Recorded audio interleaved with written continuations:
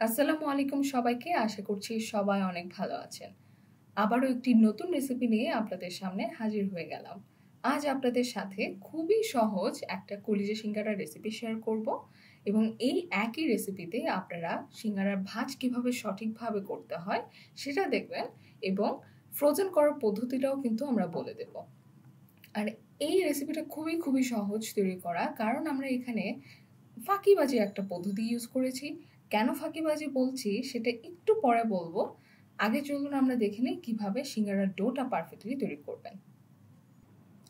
ডোটা তৈরি করার জন্য আমরা একটা বড় মিক্সিং বোলে 4 কাপ পরিমাণ ময়দা নিয়ে নিচ্ছি। এরপর এর মধ্যে দিয়ে দিব স্বাদ মতো লবণ এবং টেস্টে একটা ব্যালেন্স আনার জন্য 1 চা চামচ পরিমাণ চিনি দিয়ে দিয়েছি। দিয়ে দিচ্ছি 1 টেবিল চামচ পরিমাণ কালো জিরা। কালো জিরার পরিমাণটা আপনারা বাড়িয়ে কমিয়ে নিতে পারবেন আপনাদের প্রেফারেন্স অনুযায়ী। এই সব শুকনো উপাদান একসাথে একটু হাত দিয়ে মিশিয়ে নিব। তারপরে মাঝে একটু গর্ত করে আমরা এর মধ্যে দিয়ে দিব সয়াবিন তেল। তেলটা আপনারা এখানে পরিমাণ অনুযায়ী দেবেন। আমরা এখানে 4 কাপ পরিমাণ ময়দার জন্য 1 কাপ পরিমাণ সয়াবিন তেল ব্যবহার করেছি। হ্যাঁ, এই ডোতে তেলটা একটু বেশিই লাগে, না হলে কিন্তু ডোটা পারফেক্টলি হয় না। তেলটা দিয়ে ভালো মতো সব কিছু মিশিয়ে নিয়ে তারপরে দেখবেন যে হাত দিয়ে মুঠো করলে আবার সেটা ভেঙে ফেলা যায় কিনা। যখন এই পর্যায়ে আসবে তারপর আপনারা এর মধ্যে পানি অ্যাড করবেন। পানিটা হতে হবে একদম ফুটন্ত গরমও না, আবার একেবারে কুসুম গরমও না, তার মাঝামাঝি পর্যায়ে থাকবে এর টেম্পারেচারটা। আর পানিটার এক্স্যাক্ট কোনো মাপ নেই, আপনারা ততক্ষণ পর্যন্ত দিতে থাকবেন পানিটা যতক্ষণ না পর্যন্ত একটা ভালো ডোতে আমরা এটাকে আনতে পারি। আর পানিটা কখনোই একবারে পুরোটা দিয়ে দিবেন না, আস্তে আস্তে অ্যাড করবেন এবং এরকমভাবে নিট করতে থাকবেন। আস্তে আস্তে দেখবেন যে নিট করতে করতে এইরকম একটা সেমি সফট একটু হার্ড এরকম একটা ডোতে তৈরি হয়ে গেছে। ডোটা যখন তৈরি হয়ে যাবে এর ওপরে আমরা একটু সয়াবিন তেল মাখিয়ে দেব, যাতে করে ওপরটা ড্রাই না হয়ে যায় ডোয়ের। আমাদের ডোটা রেডি, সমানভাবে আমরা তেলটা স্প্রেড করে দিয়েছি। এবার আমরা এটা ঢেকে রেস্টে রাখবো অ্যাটলিস্ট আধা ঘন্টার জন্য। এবার চলুন দেখে নেই কিভাবে পুরটা তৈরি করবেন এই সিঙ্গারার জন্য। এর জন্য আমরা নিয়েছি 3টা বড় সাইজের আলু এবং একটা বড় সাইজের গাজর। গাজর এবং আলু আমরা দুইটাই এরকম কিউব করে কেটে নিয়েছি। একদম বড় কিউব করা যাবে না, এরকম ছোট ছোট কিউব করে নিতে হবে এবং সেটা ভালো মতো সিদ্ধ করে নিতে হবে। এইবার আসি মেইন পার্টে। আপনারা এখন যেটা দেখছেন সেটা হচ্ছে কলিজা ভুনা, যেটা আমরা আগে থেকেই রান্না করে রেখেছিলাম, বলতে পারেন এটা আমাদের লেফট ওভার। সেইটাই এরকম ছোট ছোট করে কেটে একদম মশলা সহই আমরা এই সিদ্ধ করে রাখা আলু এবং গাজরের মধ্যে দিয়ে দিব। এতে করে যেটা হবে, যেহেতু কলিজা ভুনাটা অলরেডি সব মশলাপাতি দিয়েই রান্না করা হয়েছে, এই পোরটার ক্ষেত্রে কিন্তু এক্সট্রা মশলাপাতি খুব বেশি একটা ইউজ করতে হবে না। এক্সট্রা জিনিসের মধ্যে আমাদের লাগবে এই 1 টেবিল চামচ পরিমাণ পাঁচফোড়ন, স্বাদ মতো লবণ, আর আরেকটা জিনিস আমরা ইউজ করছি সেটা হচ্ছে ম্যাগির যে স্বাদে ম্যাজিক মশলাটা, সেটা। এটা অপশনাল, বাট দিতে পারলে বেশ ভালো হয়। এই মশলাটার জন্য বেশ সুন্দর একটা টেস্ট আসে এই পোরটার মধ্যে। সেই সঙ্গে দিয়েছি 1 কাপ পরিমাণ পানি। এবার সব কিছু একসাথে মিশিয়ে ভালোভাবে রান্না করব যতক্ষণ না পর্যন্ত এরকম পর্যায়ে চলে আসে বা পানিটা টেনে আসে। যখন পানিটা সবটুকু টেনে আসবে তখন একটা ম্যাশার দিয়ে হালকা একটু ম্যাশ করে দেব। সব কিছু একদম ম্যাশ করে ফেলার কোনো প্রয়োজন নেই, একটু আস্তে আস্তে থাকবে, আবার কিছুটা মাখা মাখা হবে। এটা হচ্ছে আমাদের টার্গেট। দেখতেই পাচ্ছেন ঠিক এই পর্যায়ে আসবে পুরটা। আমাদের সবটা একদম ম্যাশ হয়ে যায়নি, কিছুটা আস্তে আস্তে আছে, আবার অনেকটাই মাখা মাখা হয়ে গেছে। পুরটা যেহেতু রেডি, এবার আমরা সিঙ্গারা ভাজে চলে যাব। এই জন্য আমাদের ডোটা যেটা তৈরি করে রেখেছিলাম তার থেকে ছোট ছোট ভাগ করে নিচ্ছি।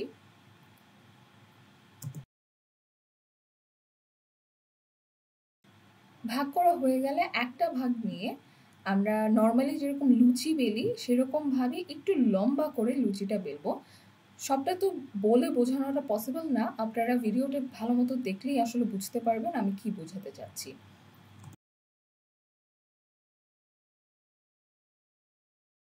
বেলার পর দেখতে ঠিক এই রকম সাইজের হবে বা এই শেপের হবে। এরপরে আমরা ঠিক মাঝ বরাবর লুচি বা রুটি যেটা আমরা তৈরি করেছি কেটে এরকম দুটো ভাগ করে নেব। একটা ভাগ নিয়ে ভিডিওতে ঠিক যেরকম দেখছেন সেইভাবে একটা কোণ তৈরি করে নিতে হবে। এবার কোণের ঠিক মাঝখানে আমরা পুরটা দিয়ে দেব। পুর কখনোই খুব বেশি পরিমাণে দেওয়া যাবে না, এতে করে দেখা যাবে যে আমরা ভাঁজ করতে পারছি না বা আমাদের ভাঁজ করে ফেললেও ভাজার টাইমে কিন্তু খুলে যেতে পারে। এই কারণে পরিমাণ বুঝে আমাদের পুরটা দিতে হবে। আপনারা ভিডিওতে দেখে নিশ্চয়ই আন্দাজ করতে পারছেন যে কতটুকু পরিমাণ পুর আপনাদের দিতে হবে। পুর দেওয়ার পরেও কিন্তু কোণের ওপরের পার্টে বেশ খানিকটা জায়গা ফাঁকা আছে। এবার ঠিক এইভাবে আমরা ভাঁজটা করে নেব। আপনাদের সুবিধার্থে আমি পুরো প্রসেসটা একদম আনকাট রেখেছি, যাতে আপনারা ভিডিওটা দেখেই বুঝতে পারেন যে কিভাবে ভাঁজটা দিতে হবে। যে খুব সুন্দরভাবে আমরা ভাঁজটা দিয়ে ফেললাম এবং পারফেক্টলি সিঙ্গারাটা কিন্তু আমরা তৈরি করে ফেলতে পেরেছি। আপনাদের সুবিধার জন্য আমরা আরও একটা সিঙ্গারা ভাঁজ দেখিয়ে দিচ্ছি।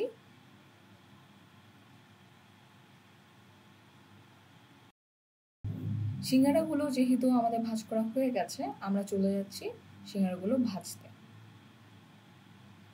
সিঙ্গারা ভাজার নিয়ম হচ্ছে ঠান্ডা তেলে দিয়ে তারপরে আস্তে আস্তে সিঙ্গারাটা ভাজতে হয়। আমাদের যেহেতু একটু সময় স্বল্পতা ছিল, এই জন্য আমরা গরম তেলে দিয়েই ভেজেছি। আপনারা চেষ্টা করবেন একদম ঠান্ডা থাকা অবস্থাতে সিঙ্গারাগুলো দিয়ে আস্তে আস্তে লো হিটে ভাজার জন্য সিঙ্গারাগুলোকে। এতে করে যেটা হবে, সিঙ্গারার ওপরের যেই স্কিনটা এটা সম্পূর্ণভাবে স্মুথ হবে। আমরা ঠিক যেরকমটা দেখতে পাই বিভিন্ন দোকানে, এরকম গোল্ডেন ব্রাউন কালার করে আমরা ভেজে নেব। কালারটা হয়তো বা ক্যামেরাতে একটু ডিফারেন্ট আসছে, একটু গাঢ় আসতে পারে, বাট আপনারা এই টিস্যুর ওপরে যে কালারটা দেখছেন সেরকম একটা কালার চলে আসবে আপনারা যদি ভালো মতো ভেজে নেন। এখন চলুন আপনাদেরকে ফ্রোজেন কিভাবে করবেন সেই নিয়মটা দেখিয়ে দিই। এই জন্য একটা সমান প্লেটে বা সারফেসে আপনারা সিঙ্গারাগুলোকে একটু ফাঁকা ফাঁকা করে রেখে ভালো মতো ঠান্ডা করে বা ফ্রোজেন করে নেবেন ডিপ ফ্রিজে রেখে। তারপরে একটা জিপলক ব্যাগে বা এরকম একটা বক্সে রেখে আপনারা কিন্তু ডিপ ফ্রিজে বেশ অনেক দিন পর্যন্ত সংরক্ষণ করতে পারবেন, বেশ কয়েক মাস পর্যন্ত সংরক্ষণ করতে পারবেন। আপনাদেরকে সিঙ্গারার ভেতরটা একটু দেখিয়ে দিই। সিঙ্গারাটা এইভাবে তৈরি করলে কিন্তু খেতেও ভীষণ মজা লাগে। আর যেহেতু ফ্রোজেন পদ্ধতি দেখিয়ে দিয়েছি, আপনারা কিন্তু যে কোনো টাইমে ডিপ ফ্রিজ থেকে বের করেই সিঙ্গারাটা ইনস্ট্যান্টলি তৈরি করে খেয়ে নিতে পারবেন। এই সিঙ্গারাটা আমি সার্ভ করেছি আমার ফেভারিট তেঁতুলের সসের সাথে, যার রেসিপি আমি একটা ভিডিওতে অলরেডি আপনাদের সাথে শেয়ার করেছিলাম। তার লিঙ্কটা আমি ডিসক্রিপশন বক্স এবং আই বাটনে দিয়ে দেবো, আপনারা চাইলে চেক করে নিতে পারেন। আশা করি আমাদের আজকের রেসিপি আপনাদের ভালো লেগেছে। যদি ভালো লেগে থাকে তাহলে অবশ্যই ভিডিওতে একটা থামস আপ দিতে ভুলবেন না, আপনাদের ফ্রেন্ডস অ্যান্ড ফ্যামিলির সাথে শেয়ার করতে ভুলবেন না, এবং আমাদের কাছ থেকে আরও কীরকম ভিডিও চান সেটা আমাদের কমেন্টে কিন্তু আপনারা জানাতে পারেন। আর আমাদের নিত্য নতুন রেসিপি পাওয়ার জন্য অবশ্যই আমাদের চ্যানেলটা সাবস্ক্রাইব করে রাখুন। আজ এখানে শেষ করছি। Thanks for watching. জাযাকাল্লাহ।